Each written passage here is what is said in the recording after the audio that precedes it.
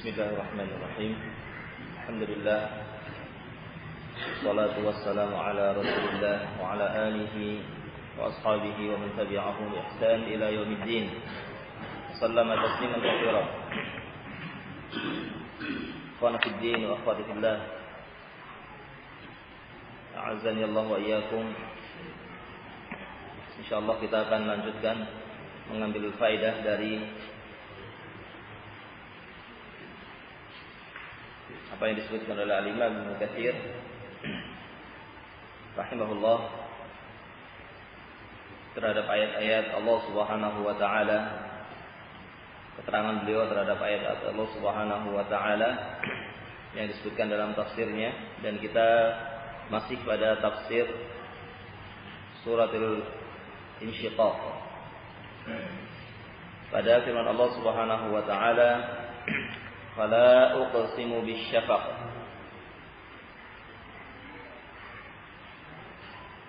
Fala, maka apa ini? La di sini ada yang mengatakan zaidah, ada yang mengatakan nafiyah, ada yang mengatakan ditakkid. Yang zaidah tidak tidak bisa diterima.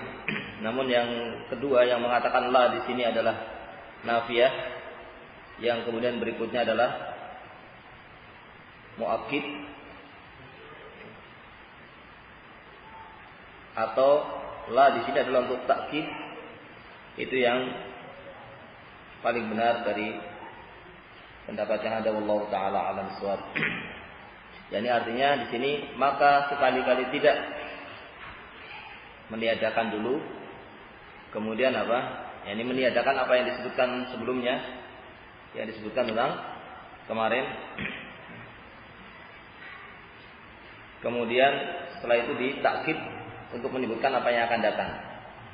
Nah, sungguh aku bersumpah dengan asy-syafaq. Di sini Allah Subhanahu wa taala bersumpah dengan asy-syafaq. Apa itu syafaq?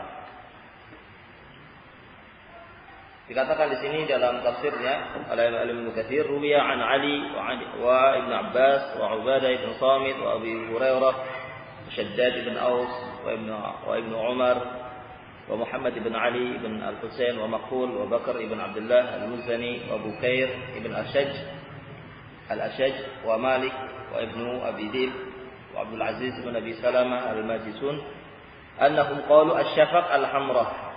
Syafaq itu adalah warna kemerah-merahan. Warna kemerah-merahan. Ini maksudnya kemerah-merahan yang ada di langit. Berkata Al-Imam Ibnu Katsir, "Wasyafaq huwa hamratul ufuq." Kemerah-merahan yang ada di ufuk.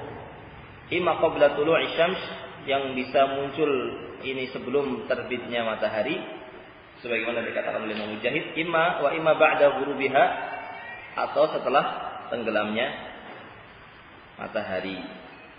Yani setelah tenggelam matahari, setelah sudah tidak ada cahayanya, setelah matahari itu tenggelam, itu enggak kelihatan lagi, biasanya muncul warna apa? Warna merah. Nah, itu yang namanya syafaq. Qala Al-Khalil ibn Ahmad, asy-syafaq al-hamra. Khalil ibn Ahmad dari kalangan ahli lughah, para ulama dari ahli lughah mengatakan al-hamra min ghurubi asy-syams ila waqtil 'isya al-akhirah. Adalah warna merah dari mulai tenggelamnya matahari sampai datangnya waktu isya. Begitu pula dikatakan oleh Al-Jauhari juga dari ulama lughah, asy-syafaq adalah baqiyatul dhaw syams, sisa dari cahaya matahari. Wa hamratuha, ini kemerah-merahan yang ada fi awwalil lail, pada awal malam. Ini setelah tenggelamnya matahari, ila qarib minal atamah, sampai mendekati waktu isya. Berkata Al-Ikrimah, asy-syafaq alladhi yakunu bainal maghrib wal isya. Syafaq itu adalah kemerah-merahan yang ada setelah, yang ada antara maghrib dan isya. Nah, dikatakan disebutkan di sini oleh Imam Ibnu Katsir, wa bi sahih Muslim, diriwayatkan oleh Imam Muslim dalam sahihnya an Abdullah bin Amr an Rasulullah SAW annahu qala waqtul maghrib ma lam yaghib asy-syafaq. Waktu maghrib itu selama syafaqnya belum hilang. Selama warna kemerah-merahan tadi belum hilang. Ini setelah tenggelam matahari masuk maghrib. Kapan isyanya? Setelah warna kemerahan itu hilang. Nah, dan ini tidak mesti sama waktunya. Kadang mungkin 1 jam, kadang 1,5 jam. Mungkin berbeda juga antara tempat yang satu dengan tempat yang lainnya, atau negara yang satu negara yang lainnya. Nah, maka dikatakan oleh Al-Imam Ibnu Katsir, fa bi hadza kullihi dalilun ala anna syafaq huwa kama qala al-Jauhari wal Khalil. Maka ini menunjukkan hadis yang diriwayatkan oleh Imam Muslim menunjukkan yang dimaksud dengan syafaq ini adalah apa yang dikatakan oleh Al-Khalil Ibn Ahmad dan juga dikatakan oleh Al-Jauhari, bahwa syafaq itu adalah warna kemerah-merahan yang ada antara maghrib dengan isya. Nah, Allah Subhanahu wa taala bersumpah dengan waktu ini, dengan syafaq. Dan tidaklah Allah bersumpah dengan sesuatu kecuali menunjukkan tentang mulianya sesuatu tersebut atau memiliki keistimewaan dari sesuatu tersebut. Wal laili wa ma wasaq, dan demi malam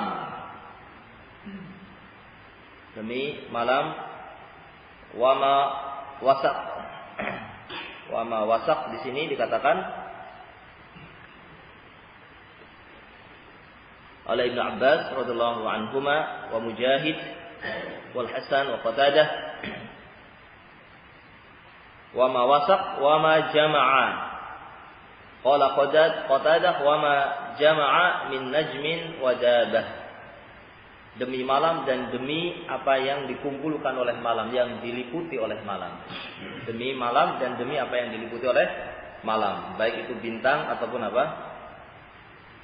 Hewan-hewan yang ada. Segala yang ada, segala yang ada di muka bumi. Manusia yang berjalan ataupun hewan. Demi malam dan demi apa yang diliputi oleh malam. Wal qamari idza tasaq, dan demi bulan. Idza tasaq, demi bulan apabila dia itu ittasaqa. Apa itu ittasaqa? Dikatakan di sini oleh Ibnu Abbas, sebagaimana dinukilkan oleh Al-Imam Ibnu Katsir, idza istama'a wastawa. Ketika bulan itu sempurna dan tinggi. Wa kadza qala Ikrimah wa Mujahid wa Sa'id bin Jubair wa Masruq wa Abu Shalih wa Dhahhak wa Ibnu Zaid. Begitu pula dikatakan oleh yang lainnya. Nah, kemudian juga dikatakan oleh yang lainnya wal qamari idza tasaq. Qala Al-Hasan, dikatakan oleh Imam Hasan, idza istama'a idam tala'a, ketika sinarnya cahayanya apa? Sempurna. Dikatakan oleh Qatadah idza stadaro, kalau betul-betul bulat. Berarti apa ini?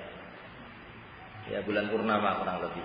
Nah, wa makna kalamihim, dan makna kalam ucapan mereka para salaf, annahu idza takamala nuruhu wa abdara ja'alahu muqabila lail wa ma wasaq.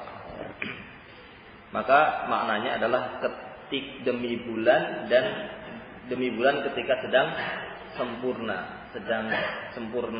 cahayanya, sedang bulan purnama atau bulan yang biasanya pada ayamul bid pada tanggal 13, 14 dan 15. Ketika cahayanya paling terang, cahayanya paling sempurna, dalam keadaan paling bulat. Demi bulan. Kemudian Allah bersumpah dengan itu semuanya untuk menyatakan apa? Untuk menyebutkan apa? Untuk menyebutkan latar kabunna tabaqan an tabaq. Ini apanya? Jawab Al-Qasam. Jawabnya ini. Demi warna merah di ufuk yang antara maghrib dan isya, dan demi malam dan apa yang diliputi oleh malam, dan demi bulan ketika terang cahayanya, sungguh-sungguh engkau latar kabunna tabaqan an tabaq. Apa artinya? Dikatakan oleh Abdullah bin Abbas, halan ba'da hal. Qala hadza nabiyyukum. Di antara maknanya yang dimaksud latar la tarkabunna tabaqan an tabaq, artinya engkau itu akan berubah keadaannya itu tidak akan selalu seperti itu. Manusia itu akan berubah-ubah, keadaan kamu itu akan melewati berbagai fase. Keadaan kamu itu akan berubah-ubah melalui beberapa fase dan beberapa keadaan. Nah, dan di sini Imam Ibnu Katsir menyebutkan banyak nukilan-nukilan dari salaf yang menunjukkan maknanya seperti tadi. Latar kabunna, ada yang mengatakan latar kabun domirnya kepada siapa? Sungguh engkau akan berubah-ubah keadaan. Yani latar kabunna, engkau di sini adalah Muhammad sallallahu alaihi wasallam. Latar kabunna anta ya Muhammad. Namun kemudian dirojihkan oleh Al-Imam Ibnu Jarir setelah menyebutkan beberapa ucapan para salaf ahlu tafsir, yang benar kata beliau, at-ta'wil qawli man qala la tarkabuna anta ya Muhammad halan ba'da halin wa amran ba'da amrin min asy-syada'id wal murad bidzalik wa in kana al-khitab ila Rasulillah sallallahu alaihi wasallam muwajjaha jami'an nas wa annahum yulaqana min asy-syada'id yaumil qiyamah wa ahwalahu ahwala. Dikatakan oleh Al-Imam Jarir bahwasanya engkau meskipun di sini adalah khitabnya kepada Nabi Muhammad sallallahu alaihi wasallam, bahwasanya engkau wahai Muhammad akan mendapatkan berbagai keadaan, tidak dalam keadaan yang apa istilahnya, yang mulus-mulus saja, gitu. Tapi akan ada gangguan, akan ada cobaan, dan juga akan mendapatkan hal-hal yang berubah dari keadaan ini kepada keadaan yang lainnya. Ini khitabnya kepada Nabi, namun juga kepada seluruh umatnya, bahwa umat ini akan berubah-ubah keadaannya, tidak dalam keadaan yang tetap, tapi akan berubah-ubah. Nah, dimulai dari sejak kecilnya, sampai di sini disebutkan juga ada perinciannya. Dimulai dari sejak dia itu berubah nutfah, air mani. Nah, kemudian setelah menjadi dari nutfah menjadi alaqah. Nah, ya. Kemudian setelah itu menjadi mudghah. Nah, atau setelah menjadi dari air mani kemudian menjadi segumpal darah, menjadi segumpal daging.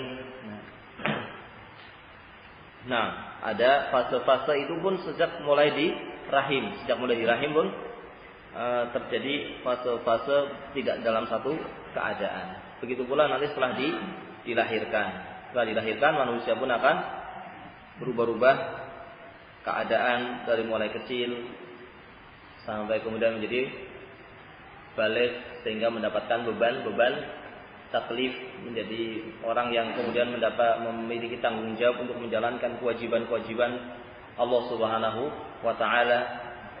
Kemudian setelah itu meninggal, mati. Setelah mati kemudian berubah juga keadaannya, berada di alam kubur. Setelah dalam alam kubur berubah lagi keadaannya, dibangkitkan dari alam kubur di padang mahsyar. Terus terjadi keadaan-keadaan yang tidak selalu tetap, akan terjadi keadaan-keadaan pada seluruh manusia. Ini halan ba'da halin. Nah, fama lahum la yu'minun. Maka kemudian Allah Subhanahu wa taala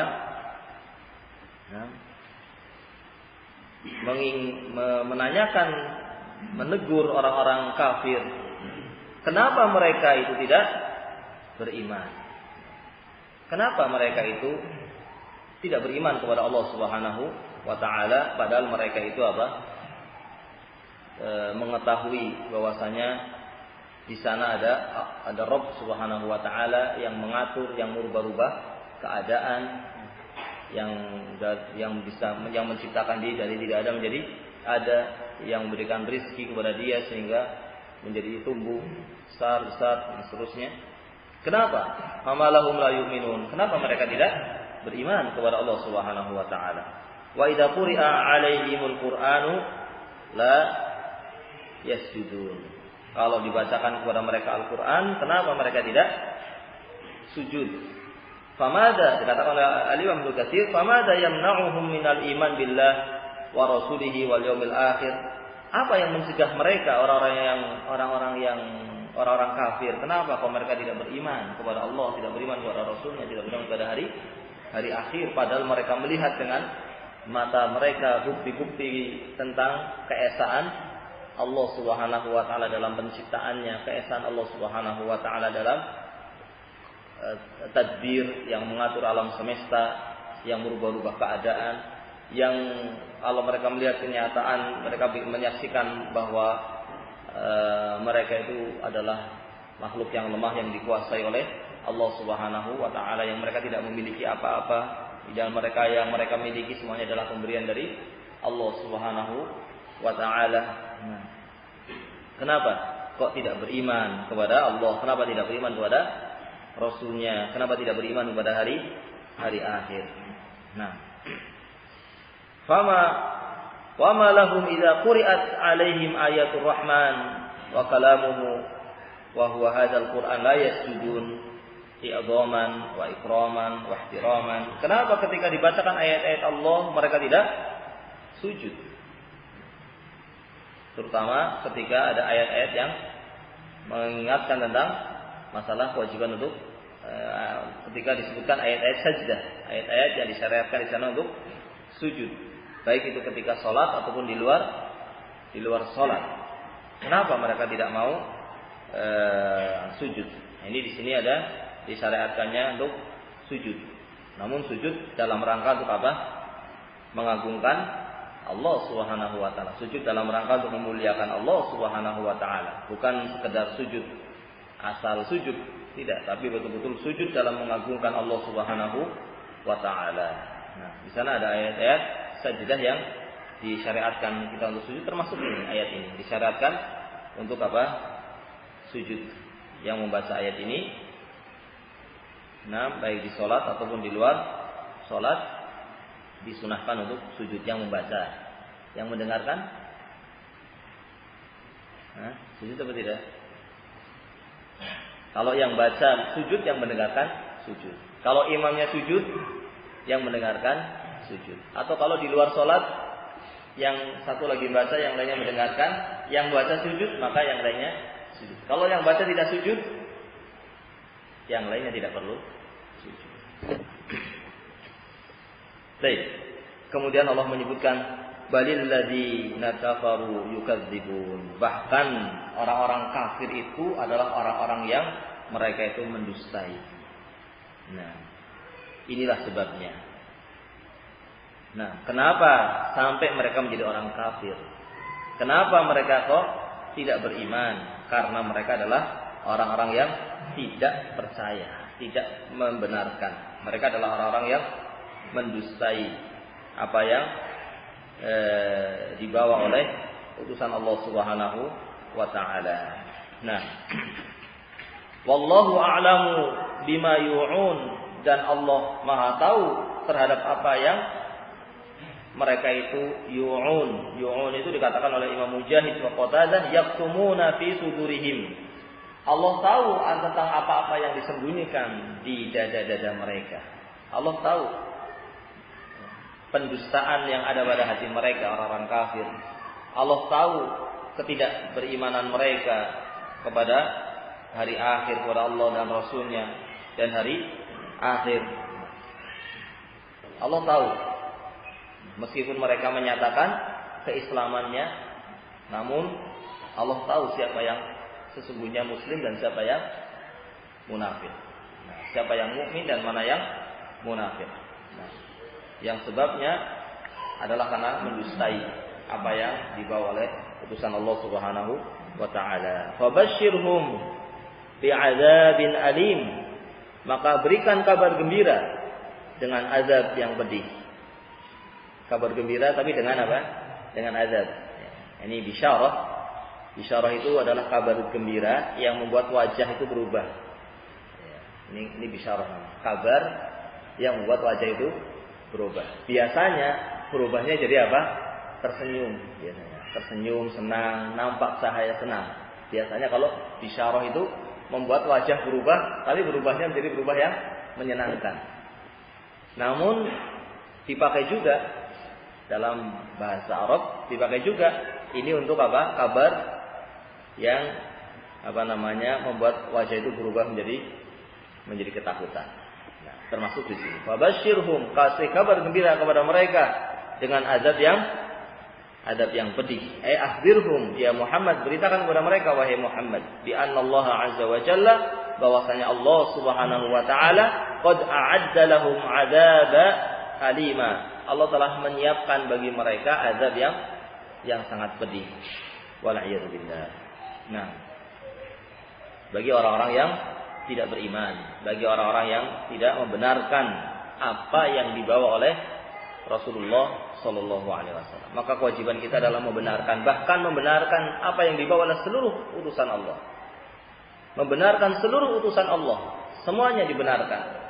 Membenarkan Nuh alaihissalam sebagai Rasul yang pertama, membenarkan para Rasul berikutnya, para Nabi berikutnya, Nabi Ibrahim, Nabi Musa, Nabi Isa alaihissalam, kita benarkan semuanya. Kita membenarkan seluruh para Rasul. Nah, tidak dibeda-bedakan. Namun yang kita ikuti adalah yang dibawa oleh Nabi Muhammad Sallallahu Alaihi Wasallam, dan kewajiban umat ini setelah diutusnya, kewajiban manusia setelah diutusnya Nabi Muhammad Sallallahu Alaihi Wasallam adalah mengikuti agama yang dibawa oleh beliau. Namun kewajiban tetap kita punya kewajiban membenarkan seluruh para Rasul dan tidak kita bedakan. Semuanya kita benarkan. Nah, hanya yang kita ikuti adalah Rasul yang paling mulia, pemimpin para Rasul, yaitu Nabi Muhammad Sallallahu Alaihi Wasallam. Illa alladziina amanu, kasih kabar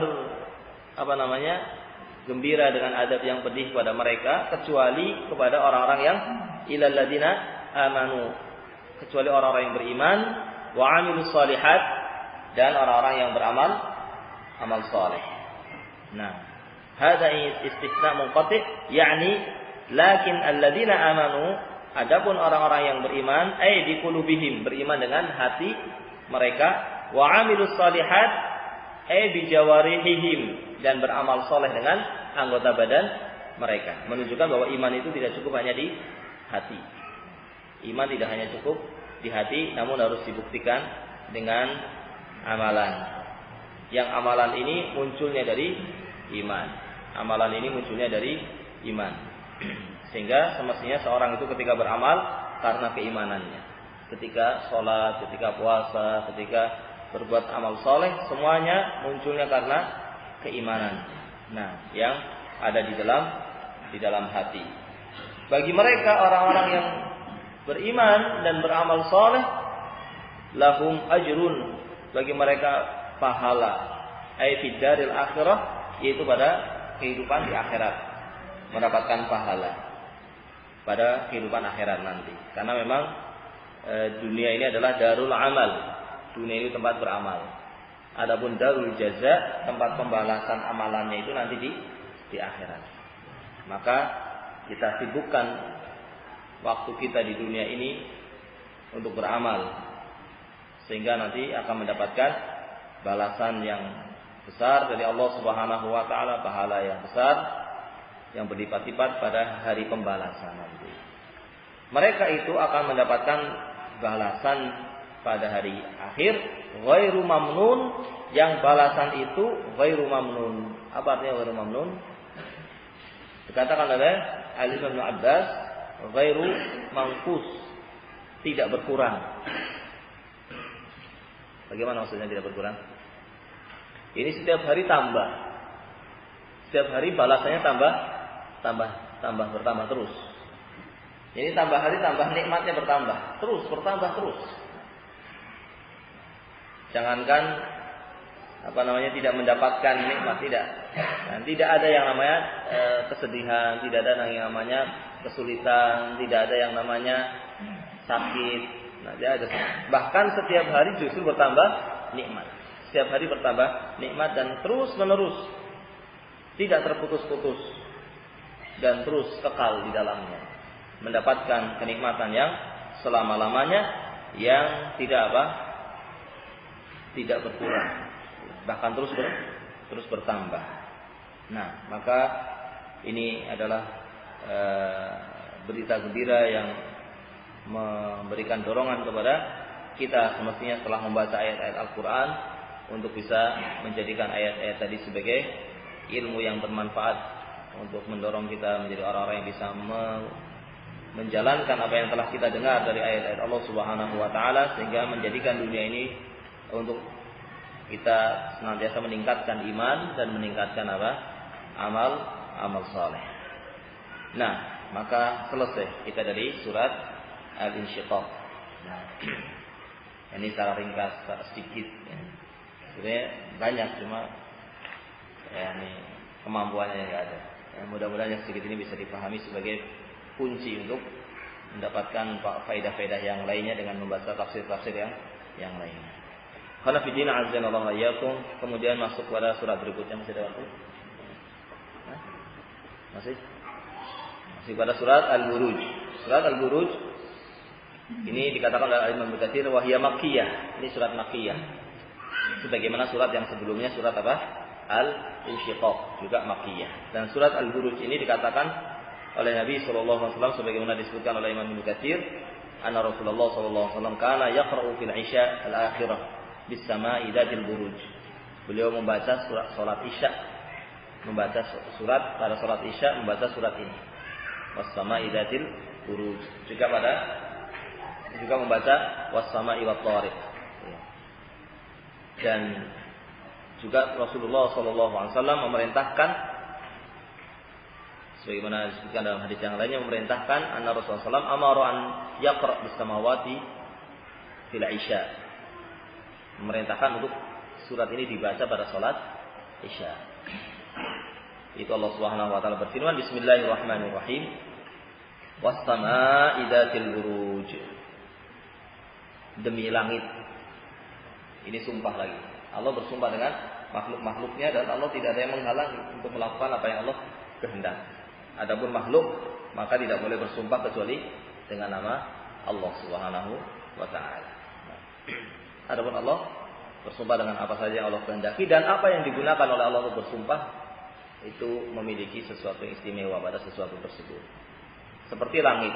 Maka langit ini memiliki keistimewaan yang menunjukkan tentang tanda-tanda kebesaran Allah Subhanahu wa taala. Was-samaa'i dzatil buruj. Demi langit dzatil buruj, yang memiliki buruj. Buruj itu apa? Langit yang memiliki buruj. Dikatakan oleh Imam Mukatsir, yuqsimullahu bis-sama' wa burujiha. Allah bersumpah dengan langit dan burujnya. Wahya an-nujum al-'idham, yaitu bintang-bintang yang memiliki bintang-bintang.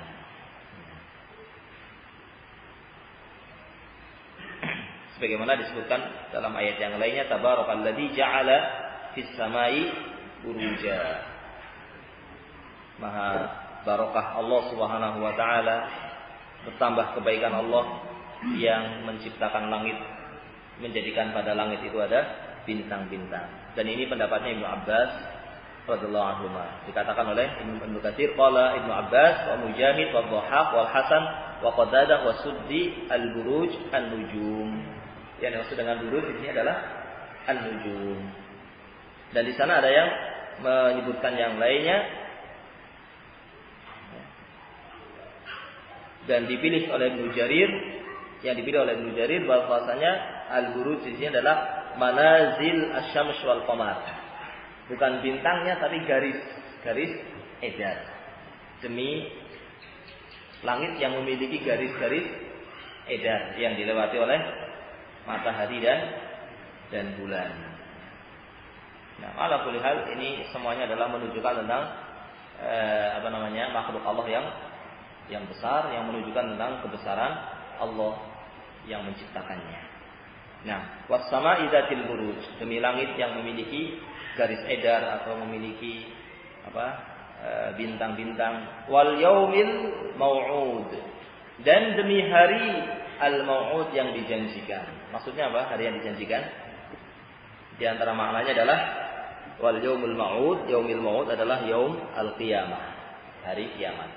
Dan demi hari kiamat. Ini menunjukkan tentang pentingnya apa? Hari kiamat. Istimewanya hari kiamat, dahsyatnya hari kiamat yang harus kita senantiasa ingat akan terjadi hari kiamat, bahwasanya dunia itu tidak akan selamanya. Nah, wal yaumil mau'ud wa syahidi wa mashhud, dan demi syahid dan masyhud.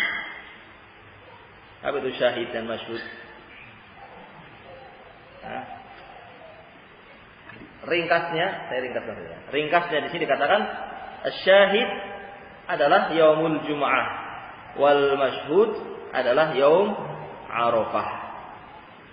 Nah,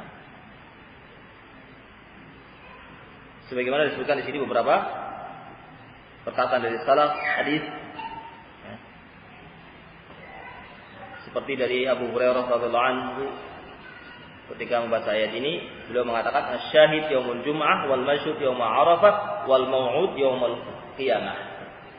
Nah, syahid adalah hari Jumat, dan masyhud adalah hari Arafah, dan mau'ud adalah hari kiamat. Ini semuanya hari-hari yang memiliki keistimewaan. Hari Jumat adalah hari yang memiliki keistimewaan, yang orang-orang Yahudi dan Nasara iri. Mereka tidak mendapatkan hari Jumat ini sebagai hari yang diistimewakan. Mereka menjadikan, kalau orang Yahudi menjadikan hari apa? Hari Sabtu sebagai hari istimewa mereka. Karena mereka menganggap hari Sabtu itulah hari selesainya Allah dari menciptakan langit dan bumi, 6 hari. Hari dimulai dari apa? Dimulai dari apa ya? Ahad, Senin, Selasa, Rabu, Kamis, Jumat. Sampai 6 hari. Hari Sabtunya sudah enggak menciptakan. Tapi mereka berbuat jahat kepada Allah dan menuduh Allah itu capek pada hari itu. Sehingga mereka jadikan hari itu hari istirahatnya Allah dari kecapean, maka mereka kemudian menjadikan hari itu sebagai hari untuk beribadah. Ini tidak benar, dan ini dibantah oleh Allah Subhanahu wa taala dalam ayatnya bahwa Allah menciptakan langit dan bumi dalam 6 hari dan tidak Allah merasakan capek. Nah, kemudian apa? Hari orang-orang Nasrani menjadikan hari Ahad sebagai hari apa? Yang dikhususkan untuk ibadah. Karena dianggapnya sebagai hari yang pertama dalam penciptaan langit dan bumi. Kemudian Allah pilihkan untuk umat ini hari yang paling afdal dari seluruh para hari, yaitu hari Jumat.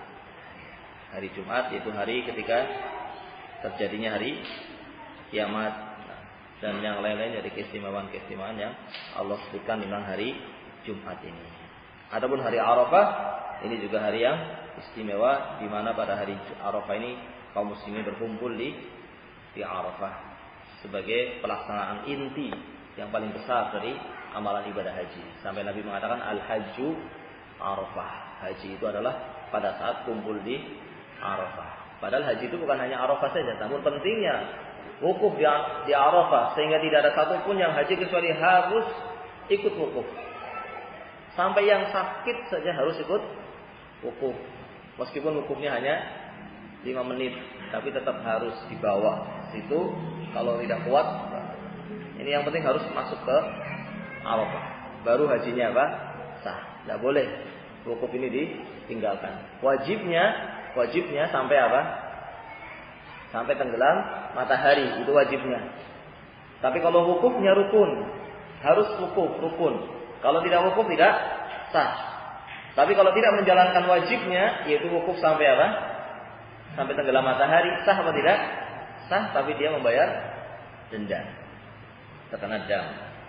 Hajinya sah, tapi terkena dam karena tidak menjalankan wajib wukuf sampai tenggelam matahari. Dia wukuf, maka sah. Tapi kalau wukufnya tidak sampai tenggelam matahari, dia terkena denda. Nah, sehingga harusnya dia harus pertama menjalankan rukun, yaitu wukuf, dan dia harus menjalankan wajib, yaitu wukuf sampai tenggelam matahari. Maka pentingnya hari Arafah sebagai hari untuk wukuf, dan juga turun ayat terakhir pada hari tersebut, yaitu surat Al-Yawma Akmaltu Lakum dinakum wa atmamtu 'alaikum ni'mati wa raditu lakumul Islam dinan dan yang lainnya dan yang keistimewaan lainnya, maka Allah bersumpah dengan hari tersebut, yaitu hari apa? Hari Arafah. Wal yaumil mau'ud wa syahidi wa masyhud qutila ashabul ukhdud. Allah bersumpah, ya, menyebutkan tadi semuanya dalam rangka untuk menyatakan celaka bagi ashabul ukhdud. Laknat Allah bagi mereka ashabul ukhdud. Yang mereka itu siapa ashabul ukhdud itu ditafsirkan dengan ayat berikutnya, yaitu an-nari zatil waqud idhum 'alaiha qu'ud wa hum 'ala ma yaf'aluna bil mu'minina syuhud. Ashabul ukhdud itu adalah ashabul ukhdud, mereka itulah orang yang dikatakan ashabul ukhdud karena mereka itu membuat lubang di bumi, membuat ini lubang, membuat parit atau membuat lubang di bumi. Yang lubang tadi an-nari memiliki api, dikasih api, dibakar. Lubang tadi dibuat lubang kemudian dikasih api. Zatil waqud yang memiliki kayu, dibakar, di dalamnya kayu kemudian keluar apa? Keluar api. Ini ashabul ukhdud, orang-orang yang memiliki ukhdud, yaitu memiliki parit atau memiliki lubang yang di dalamnya ada apinya dan di dalamnya ada bahan bakarnya, itu kayu. Idhum 'alaiha qu'ud, atau ada bahan bakarnya. Idhum 'alaiha qu'ud, yang mereka itu duduk di atas parit tadi, duduk di atas parit yang ada apinya tadi. Wahum 'ala ma yaf'aluna bil mu'minina syuhud, dan mereka menyaksikan apa yang mereka lakukan kepada orang-orang yang beriman. Apa yang mereka lakukan kepada orang yang beriman? Mereka lemparkan orang-orang yang beriman ke dalam api tadi. Nah, kisahnya bagaimana? Kisahnya panjang. Perlu apa tidak? Antum sudah tahu kisahnya. Di antaranya dikatakan dalam Sahih Muslim ceritanya ini. Sebutkan dalam Sahih Muslim. Disebutkan oleh Ibnu Katsir sini. Kisah tentang ini terjadi pada zaman dahulu, di mana dari kalangan Bani Israil atau yang lainnya.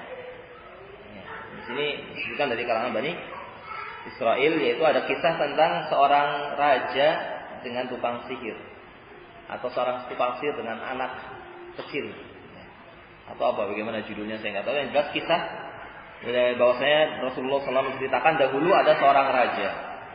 Dahulu dari kalangan Bani Israil ada seorang raja, dan raja tadi memiliki tukang sihir. Sudah bisa nyambung ceritanya? Dilanjutkan apa enggak? Nah, nanti buat cerita buat anak-anaknya ya. Tukang sihir tadi sudah tua. Ketika tukang sihir tadi sudah tua, kemudian apa? Berkata kepada raja. Tidak perlu saya baca ya hadisnya, kan panjang, tidak cukup waktunya. Dia mengatakan, tukang sihir tadi mengatakan kepada raja tadi, saya itu sudah tua. Saya sudah merasakan dekat dengan kematianku. Maka berikanlah kepadaku seorang anak kecil yang akan aku ajari apa? Sihir. Maka diberikanlah kepada dia seorang anak kecil yang nanti akan dicetak menjadi tukang sihir. Nah, maka apa? Diajari dia sihir. Nah, di antara tukang sihir ini dan di antara raja ini, di sana ada rohib.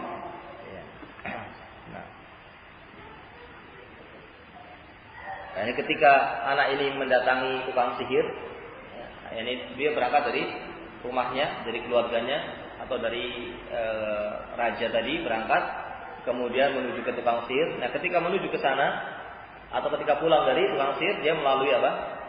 Melalui rohib, melalui seorang ahli ibadah. Nah, maka ketika melalui ahli ibadah ini, dia berhenti di situ dan mendengarkan ucapannya, dan dia tertarik dengan ucapan rohib tadi. Nah, maka karena sebab selalu mampir ke tempatnya rohib tadi, sehingga terlambat ke tempatnya tukang sihir, maka tukang sihir tadi memukul dia. dan mengatakan, "Kenapa kamu terlambat? Kenapa kamu datangnya ke sini terlambat?" Begitu pula ketika sampai ke rumahnya dia pun dipukul oleh keluarganya. Jika dikatakan, "Kenapa kamu terlambat?" Karena setiap kesana dan setiap balik selalu melewati rohib dan selalu mendengarkan ucapannya. Dan dia senang dengan ucapan rohib tadi. Sampai karena sering dipukul, dia menceritakan kepada rohib tadi. Kemudian rohib tadi mengatakan, ya, "Kalau tukang sihir tadi mau mukul kamu, bilang saja saya tidak bisa datang tepat waktu karena ditahan oleh keluarga saya. Dan ketika keluarga kamu mau memukul kamu, bilang saja saya tidak tepat waktu karena ditahan oleh tukang sihir." Gitu. Nah, namun pada suatu hari terjadi apa yang tidak seperti biasanya. Di tengah-tengah perjalanannya dia mendapatkan ada seekor hewan yang besar, ya, yang membuat orang-orang tidak bisa lewat. Hewan yang sangat besar yang membuat orang-orang itu tidak bisa lewat.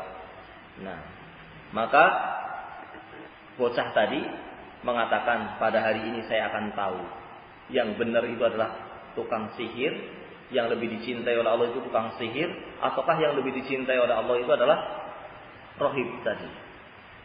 Kemudian dia mengambil batu dan dia mengatakan, "Allahumma, ya Allah, apabila rohib ini adalah orang yang lebih engkau cintai daripada tukang sihir, maka bunuhlah hewan yang besar ini dengan batu kecil ini." Kemudian apa? Dilempar batu kecil tadi ke hewan tersebut. Akhirnya apa? Mati hewan yang besar tadi. Akhirnya orang-orang bisa lewat. Nah, maka diberitakan ini kepada siapa? Belum nyambung? Nah, diberitakan ini kepada rohib. Tadi terjadi begini-begini, saya lempar. Kemudian dia yakin bahwa rohib lah yang benar dan tukang sihir lah yang salah. Kemudian rohib mengatakan, "Wahai anakku, engkau lebih afdol dari saya. Kalau saya belum tentu bisa seperti itu. Engkau lebih afdol, ditolong oleh Allah Subhanahu wa ta'ala. Namun engkau itu akan diberi ujian. Engkau akan disiksa. Dan kalau engkau diberi ujian, maka kamu jangan sekali-kali menunjukkan saya. Sayalah yang mengajari kamu." Maka apa? Akhirnya anak tadi, bocah tadi menjadi orang yang terkenal bisa menjadi sebab sembuhnya penyakit kulit yang berubah warnanya, ya, kemudian yang buta menjadi bisa melihat dan yang lainnya. Dia pandai mengobati. Nah, atau menjadi sebab sembuhnya banyak orang. Dan dahulu itu ada sebelahnya orang yang selalu duduk bersama raja. Itu ada yang apa? Buta. Mendengar berita bahwa ada bocah yang bisa menyembuhkan, yang pada datang ke sana dan pada sembuh, bisa mengobati dan menjadi sebab sembuhnya banyak penyakit. Maka orang yang selalu duduk bersama raja tadi memberikan kepada bocah tadi apa? Hadiah yang sangat banyak. Kemudian mengatakan kepada bocah tadi, "Sembuhkanlah saya dan kamu mendapatkan ini semuanya, hadiah ini semuanya." Maka bocah tadi mengatakan, "Saya tidak bisa menyembuhkan siapapun. Yang menyembuhkan adalah Allah Subhanahu wa ta'ala. Kalau engkau beriman kepada Allah, maka aku akan berdoa kepada Allah untuk menyembuhkan engkau." Ini bedanya dengan dukun. Kalau dukun kan mengatakan apa? Allah lah yang menyembuhkan. Kamu sembelihlah hewan ini. Kalau ini enggak, kamu beriman kepada Allah. Kamu jalankan tauhid, bertauhidlah, kamu beribadahlah kepada Allah. Kalau engkau mau beriman, maka aku akan berdoa kepada Allah dan akan aku mintakan kepada Allah agar menyembuhkan engkau. Maka orang tadi beriman dan anak tadi berdoa kepada Allah, maka sembuhlah. Ketika sudah sembuh, dia datang ke raja tadi dan menanyakan, ya, "Wahai fulan, siapa yang mengobati kamu sehingga bisa melihat?" Maka apa jawabannya? "Siapa yang menyembuhkan kamu? Siapa yang mengembalikan penglihatan kamu? Siapa yang mengembalikan penglihatan kamu?" Maka orang tadi mengatakan apa? "Yang mengembalikan penglihatanku adalah Rabbku, Allah Subhanahu wa ta'ala." Maka raja tadi mengatakan, maksudmu aku? Kata orang tadi, bukan kamu, Rabbku dan Rabbmu, yaitu Allah Subhanahu wa ta'ala. Karena orang sudah beriman. Nah, kemudian apa? Dia mengatakan, jadi kamu punya Rabb selain aku?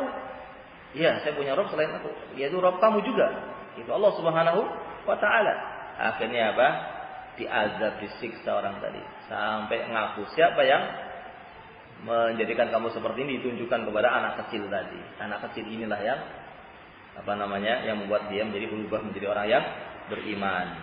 Nah, kemudian apa? Anak kecil tadi dipanggil, didatangkan. Ya. Kemudian apa? Ditanyakan juga kepada anak tersebut. Nah,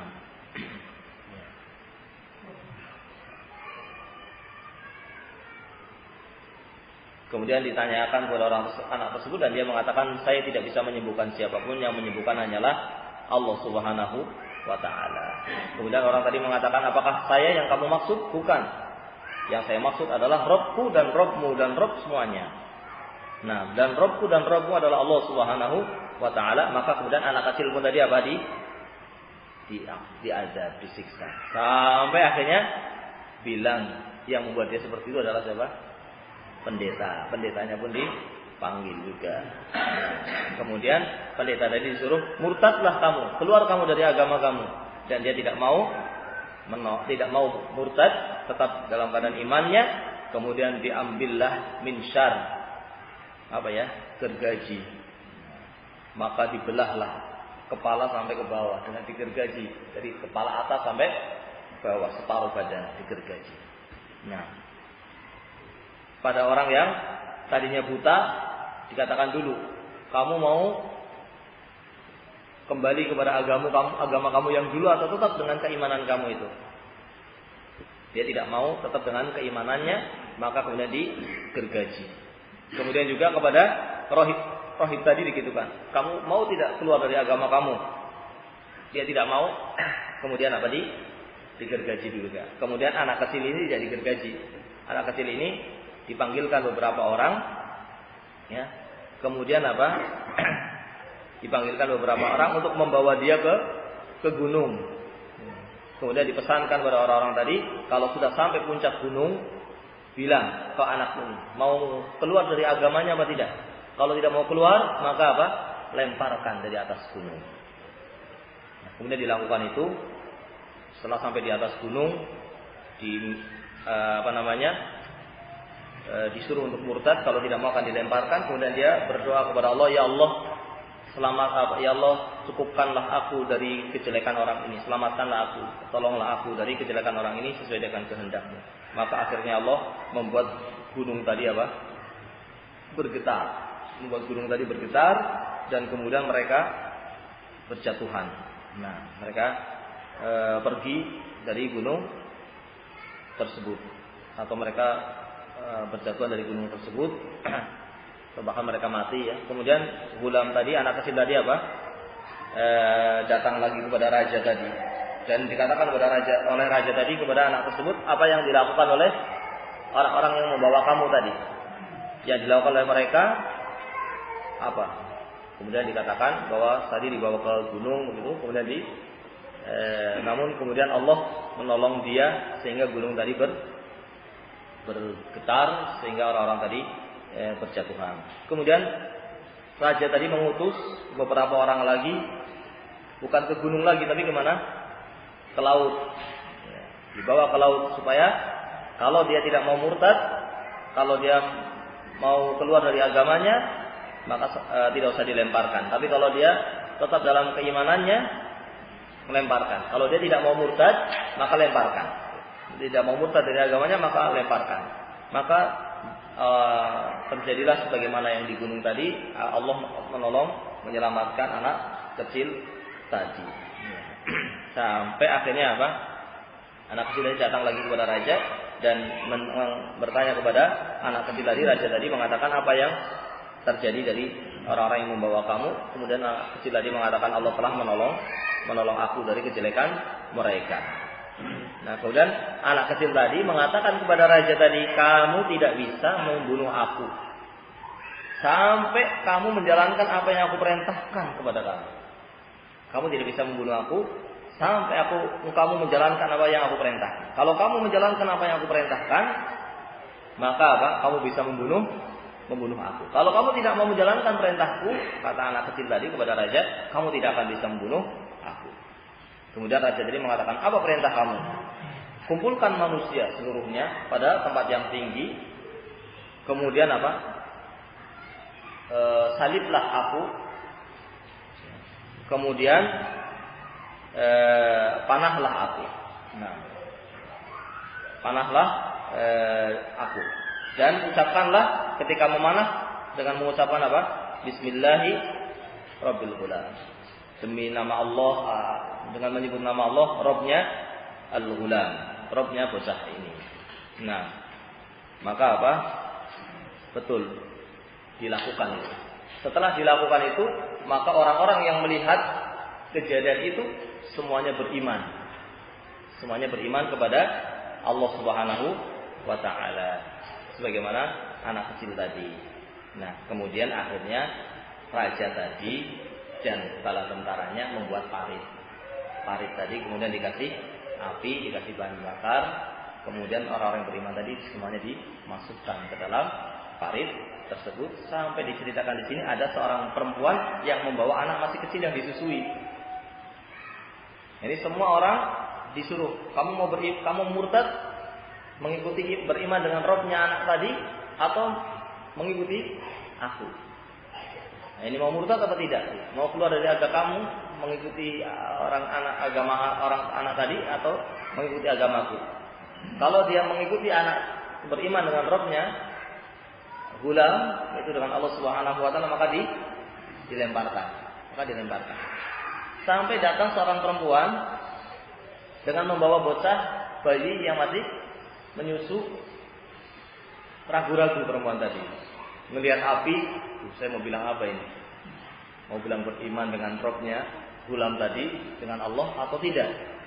Ketika ragu-ragu, bayi tadi yang masih menyusui tadi mengatakan, isbiri ya ummah, sabarlah wahai ibu, fa innaka 'alal haq, kamu betul-betul di atas kebenaran. Sabarlah untuk apa? Dilempar ke api, bahwa engkau itu berada di atas kebenaran.